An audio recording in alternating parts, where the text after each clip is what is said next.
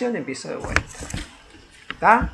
Ya en ese capítulo de digamos, el primer capítulo del libro, que está en la unidad 1, ella adelanta un poco esta discusión, pero la agarra de manera más general. Ahora va a definir de manera mucho más precisa este concepto de oraciones narrativas. Entonces, Dantos, ¿qué va a hacer? Va a discutir la tesis de que el pasado está fijo, cerrado, y va a concluir que esta tesis es falsa, dado que siempre estamos revisando nuestras creencias sobre el pasado y suponerlo fijo sería contrario al espíritu de la investigación histórica. Bien, o sea, es decir, hay un problema. Yo me acuerdo cuando yo trabajaba hace muchos años en una clínica en la parte de la farmacia, y una vez yo todavía estaba estudiando y me agarró un médico, un cordobés, delincuente, ¿cómo se llama? Ginecólogo, y me preguntó, bueno, pero entonces me hizo una pregunta, me dice, bueno, pero la historia ya está, yo le digo, ¿qué estudia? Historia. Mirá, y me dice, pero la historia ya está todo inventado, me dijo. Entonces yo me acuerdo que me quedó grabada, yo en ese momento era joven, no le pude dar una respuesta, pero un poco la pregunta es esa, es decir, el pasado, desde el punto de vista ontológico, aparece como algo cerrado frente a nosotros. Sin embargo, la historia, en cuanto a conocimiento, o sea, desde el punto de vista epistemológico, el pasado aparece como algo abierto. Entonces ahí hay un problema que tenemos nosotros desde el punto de vista filosófico. Por un lado tenemos el pasado, que aparece como algo, en el sentido, digamos, de regestae, de eso que ya sucedió, aparece como algo que es inmodificable. ¿Correcto? Porque el paso del tiempo es inexorable.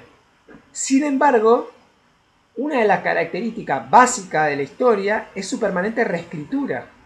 Koselleck pone el ejemplo de Tucídides frente a Herodoto. O sea, ¿cuál es el primer revisionista de la historia? No lo dice de esta manera Koselleck, pero lo nombra. Dice, la primera reescritura de la historia es la de Tucídides frente a Herodoto. Entonces, la propia disciplina histórica. Y entonces la pregunta ahí es, ¿entonces qué cambió? ¿El pasado? Entonces, esa es la pregunta, o cambió las descripciones acerca del pasado. Fíjense, y acá es cuando me parece interesante el ejemplo que yo les traía de la película de Todo un día y una noche, o no me acuerdo exactamente el nombre en este momento, ¿no? Todo el día y una noche. Fíjense en esa película, desde el punto de vista formal, a mí no me interesa el argumento, digamos, lo podemos discutir, el argumento del problema racial y de todo el problema, digamos, inclusive ni me interesa la estética de la película en el sentido propiamente dicho, bueno, todo lo que está en la película, lo cual hace que la película sea muy buena. Pero particularmente me interesa el ejemplo de la película en esta discusión. Me interesa porque está no es la única película, podríamos citar otra, yo en este momento no me acuerdo otra, y como me acordé de esta, digo, bueno, se las voy a compartir para que ustedes la puedan ver.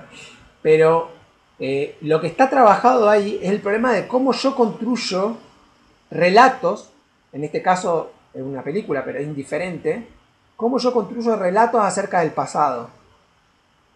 Y si lo que se modifica es, o sea, cómo entra esta relación entre el pasado y el relato del pasado. Entonces, vuelvo.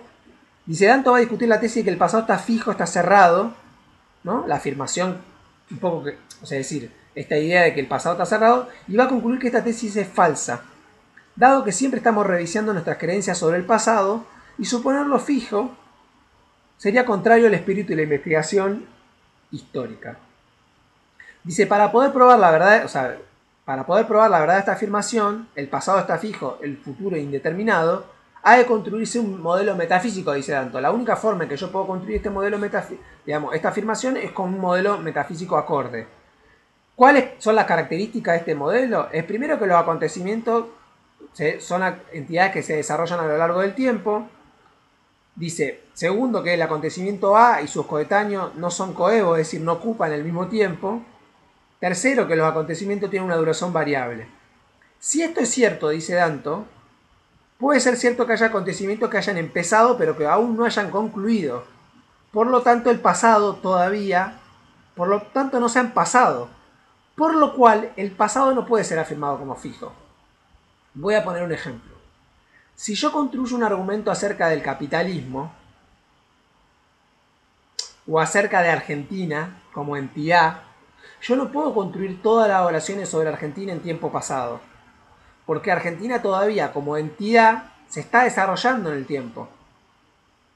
Supónganse que yo digo, el proceso de la constitución del Estado argentino fue de tal parte a tal parte. Si yo tengo una concepción de que el Estado argentino... No, ¿cuáles son las atribuciones del Estado argentino? ¿No? O sea, la pregunta es, ¿o Argentina es un proceso cerrado? O vamos a poner otro acontecimiento. La democracia. El desarrollo de la democracia, la consolidación de la democracia. O el desarrollo de la economía argentina. Es decir, son un conjunto... Fíjense que yo estoy agarrando acontecimientos que además me lleva a la discusión de cuál es el contenido del acontecimiento. Entonces, ¿yo puedo hablar del capitalismo como un acontecimiento? ¿En qué plano temporal yo puedo hablar del capitalismo como un acontecimiento? Es decir, si yo lo hablo en el corto plazo, el capitalismo por ahí no puede ser tematizado como un acontecimiento. Pero si mi escala de análisis temporal es de largo plazo, yo puedo pensar inclusive una vida como un acontecimiento todavía no está cerrada.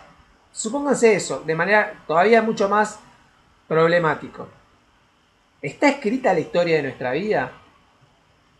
Es decir, el sentido, las oraciones que nosotros podemos construir acerca de nuestra propia vida, ¿están cerradas? ¿O todavía tienen espacio para ser redefinidas? Particularmente, podemos pensar, por ejemplo, en relación al problema del patriarcado y del machismo, ¿no? Es decir, si, por ejemplo, la constitución nuestra cultural como varones, ¿está concluida o está abierta a un proceso de redefinición? Entonces, fíjense, e inclusive aquellos que tardíamente nacieron en situaciones urbanas y tardíamente asumieron o reconocieron o redescubrieron o rearticularon sus afirmaciones acerca de su relación con su pasado como miembro de los pueblos originarios. Entonces ahí se presentan este tipo de problemas acerca de si el pasado ya está concluido, y efectivamente hay acontecimientos que todavía han empezado, nuestra vida es un acontecimiento que ha empezado, pero que todavía no ha concluido.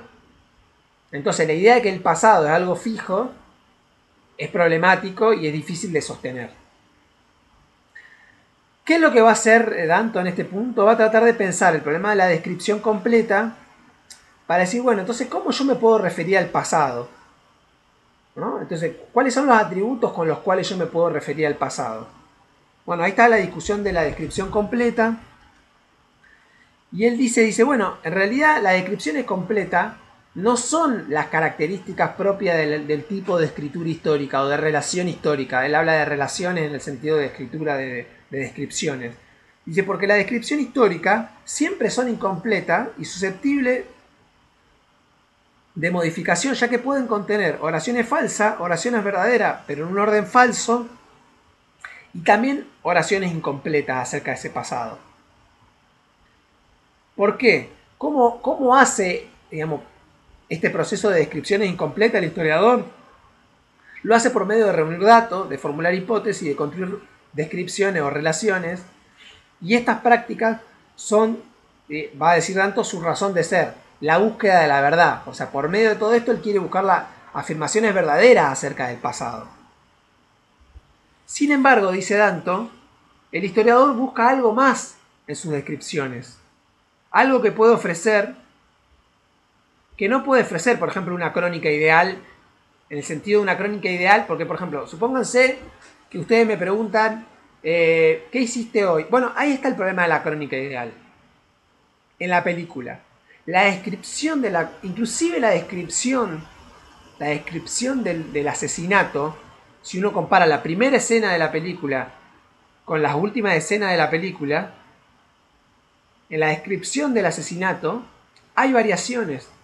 Y esas variaciones de la descripción del asesinato son justamente las que otorgan sentido. Esas y el contexto que ofrece la película. Inclusive hasta muy avanzada la película, uno no logra, digamos, uno no termina de entender o no termina de prefigurar de cuáles son las razones del asesinato. Es decir, recién cuando el asesinato, digamos, se produce el encargo del asesinato, uno empieza a vislumbrar las razones del asesinato. Pero inclusive aquello que aparece como los motivos del asesinato, finalmente son revelados que hay, además de esos motivos, hay otros motivos. ¿No? Entonces fíjense cómo la descripción de ese acontecimiento cambia en función del contexto interpretativo en el que yo haga, e inclusive la descripción del acontecimiento mismo cambia el sentido del acontecimiento. Cambia el sentido del acontecimiento. ¿En qué relación temporal yo ponga ese acontecimiento? Va a significar una cosa u otra. Obviamente, dentro no varía el sentido de un asesinato, pero varía en el sentido general acerca de cuál es la impronta de ese asesinato. Dice, entonces, el historiador busca algo más, algo que no puede ofrecer esta crónica ideal. ¿Qué sería la crónica ideal? La crónica ideal es una descripción completa. Por ejemplo, si yo hoy a la mañana, si la crónica de mi día fuera, bueno, yo me levanté a las 6:30 de la mañana, prendí el reloj, volví a dormir 20 minutos más, bueno, y toda una... Ahora, eso determina, eso efectivamente es el sentido que yo como historiador de mi propia vida quisiera decir. ¿Qué es lo relevante? E inclusive entre las 6:30 de la mañana y las 10 de la mañana pueden haber pasado cosas que son relevantes desde el punto de vista psicológico, pero yo no estaría dispuesto a contarlas desde el punto de vista, digamos, biográfico. Podría decir, bueno, puse, qué sé yo, Spotify, escuché 2 discos nuevos que no había escuchado nunca, mientras tanto cargaba los videos, desayunaba, comía fruta, etcétera, etcétera. Entonces, ¿cuál es lo relevante? Si yo cuento desde el punto de vista, digamos, de lo relevante, Esteban, como profesor de historia, y tal vez lo más relevante va a ser que cargué los videos, que bajé los audios, etc. Pero si yo pudiera contarlo desde el punto de vista más psicológico, si yo le tuviera que narrar mi día, por ejemplo, a mi psicólogo el próximo miércoles cuando tenga mi sesión por teléfono, no voy a narrar los videos. Voy a narrar otra serie de acontecimientos que parecen relevantes. Más relevantes desde el punto de vista de la constitución psíquica mía, que son íntimos. Entonces, bueno, ahí está la discusión de que el recorte que yo hago de mi propia vida, en este caso me estoy poniendo yo como ejemplo, es lo relevante a la hora de construir sentido. ¿Bien? Esperen que yo voy a...